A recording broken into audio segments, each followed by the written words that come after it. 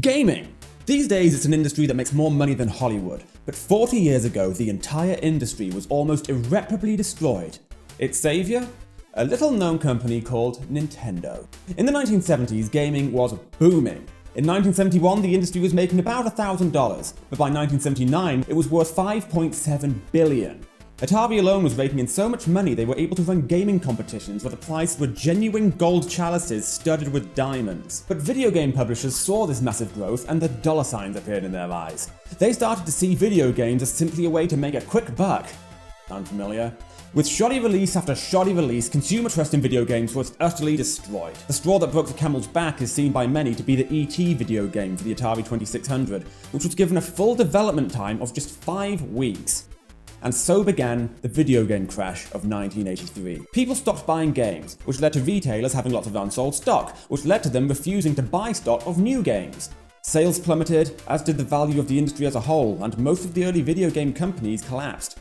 The video game market in the US was all but destroyed. In Japan, a toy company called Nintendo had just released their console called the Famicom. They saw what was happening in the West and realized they had a great opportunity to break into the video game market there. They repurposed the Famicom into the Nintendo Entertainment System, and it was released in the US in 1985. But how did they get people to buy it in a climate where trust in the industry was at an all-time low?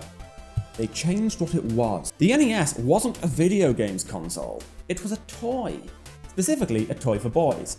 Consoles had a negative reputation, but electronic toys didn't. Nintendo's games were full of lovable child-friendly characters like Jumpman, Donkey Kong, and Rob the Robot, which appealed to children.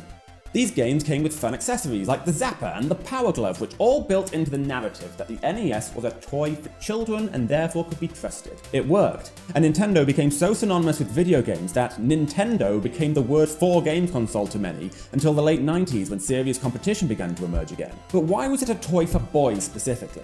Well, in the West, toy sections were, and still are, mostly separated into boys' toys and girls' toys. Nintendo theorized that it would be more socially acceptable for a girl to get a boy's toy than a boy to get a girl's toy, so they put them in the boys section. This didn't work out so well though. Being in the boys section meant that it was mostly bought for boys, which resulted in gaming becoming a hobby for boys. Nintendo's marketing strategy for the NES is often attributed to saving the video game industry in the West.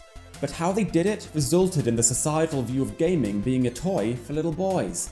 Meaning that games were made to appeal to boys, and then when they got older, they were made to appeal for teenage boys, and then men.